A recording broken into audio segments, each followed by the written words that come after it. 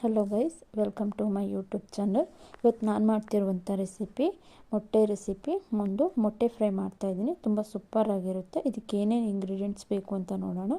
ಒಂದೆರಡು medium size ಈರುಳ್ಳಿ ತೊಗೊಂಡಿದ್ದೀನಿ, ಕರಿಬೇವು, ಹಸಿಮೆಣಸಿನ್ಕಾಯಿ, ಗರಂ ಮಸಾಲ, ಧನಿಯಾ ಪೌಡರ್, ಚಿಲ್ಲಿ ಪೌಡರ್, ಟರ್ಮರಿಕ್, ಉಪ್ಪು, ಎಣ್ಣೆ, ಒಂದು 3 ಮೊಟ್ಟೆ ತೊಗೊಂಡಿದ್ದೀನಿ. ಇವಾಗ ಒಂದು ಪ್ಯಾನ್ ಇಟ್ಕೊಳ್ತಾ ಇದ್ದೀನಿ. ಪ್ಯಾನಿಗೆ 3 ರಿಂದ 4 ಸ್ಪೂನ್ ಆಗುವಷ್ಟು ಎಣ್ಣೆ ಹಾಕ್ಕೊಳ್ತಾ ಇದ್ದೀನಿ. ಎಣ್ಣೆ ನೀಟಾಗಿ ಕಾದ್ಮೇಲೆ ಇವಾಗ 2 ಕಟ್ ಮಾಡ್ಕೊಂಡಿರುವಂಥ ಮೀಡಿಯಮ್ ಸೈಜ್ ಈರುಳ್ಳಿ ಹಾಕ್ಕೊಳ್ತಾ ಇದ್ದೀನಿ.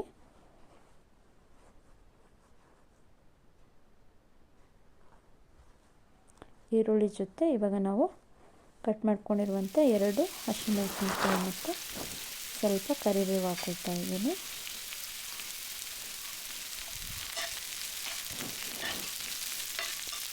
ಇದು ಈರುಳ್ಳಿ ಎಣ್ಣೆಯಲ್ಲಿ ನೀಟಾಗಿ ಒಂದು 2-3 ಮಿನಿಟ್ಸ್ ನೀಟಾಗಿ ಫ್ರೈ ಆಗಬೇಕು. ಸಾಫ್ಟ್ ಆಗೋ ತನಕ ಫ್ರೈ ಮಾಡ್ಕೋಬೇಕು ನೀಟಾಗಿ. ಫ್ರೈ ಆದಮೇಲೆ ಇವಾಗ ಇದಕ್ಕೆ 1/4 ಟೇಬಲ್ ಸ್ಪೂನ್ ಉಪ್ಪು ಹಾಕ್ಕೊಳ್ತಾ ಇದ್ದೀನಿ. ಇನ್ನೊಂದು 1/4 ಟೇಬಲ್ ಸ್ಪೂನ್ ಆಗೋಷ್ಟು ಟರ್ಮರಿಕ್ ಪೌಡರ್ ಹಾಕ್ಕೊಳ್ತಾ ಇದ್ದೀನಿ.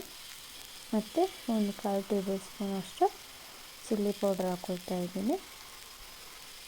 ಮತ್ತು ಧನಿಯಾ ಪೌಡರ್ ಹಾಕ್ಕೊಳ್ತಾ ಇದ್ದೀನಿ. ಅದಾದಮೇಲೆ ಒಂದು ಸ್ವಲ್ಪ ಗರಂ ಮಸಾಲ ಹಾಕ್ಕೊಳ್ತಾ ಇದ್ದೀನಿ.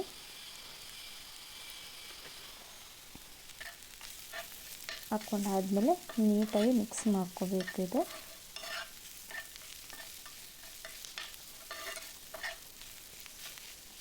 ಚೆನ್ನಾಗಿ ಎಣ್ಣೆಯಲ್ಲಿ ಒಂದು 2 ಮಿನಿಟ್ಸ್ ಫ್ರೈ ಆಗಬೇಕು. ನೀಟಾಗಿ ಫ್ರೈ ಆದಮೇಲೆ ಇವಾಗ ಇದಕ್ಕೆ ಮೊಟ್ಟೆನ ಕಟ್ ಮಾಡಿ ಹಾಕ್ಕೊಳ್ತಾ ಇದ್ದೀನಿ. ಒಂದು 3 ಮೊಟ್ಟೆನ ಕಟ್ ಮಾಡಿ ಇದಕ್ಕೆ ನೀಟಾಗಿ ಹಾಕ್ಕೊಳ್ತಾ ಇದ್ದೀನಿ.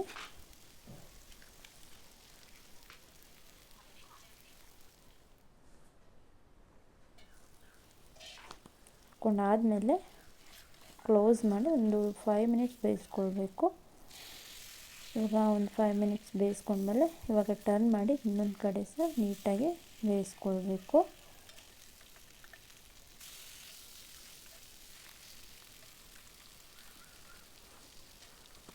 ಪುನಃ ಒಂದು 5 ಮಿನಿಟ್ಸ್ ಬೇಯಬೇಕು.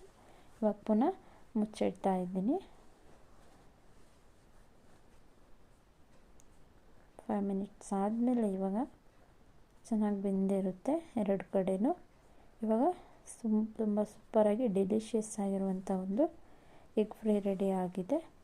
ತುಂಬ ಸೂಪರಾಗಿರುತ್ತೆ. ಇದನ್ನು ರೈಸ್ ಜೊತೆ ಸೈಡ್ ಡಿಶ್ ಆಗಿ ಸಹ ನೀವು ಮಾಡ್ಕೋಬೋದು. ಒಂದು 5 ನಿಮಿಷದಲ್ಲಿ ತುಂಬ ಈಸಿಯಾಗಿ ಮಾಡ್ಕೋಬೋದಾದಂಥ ಒಂದು ರೆಸಿಪಿ.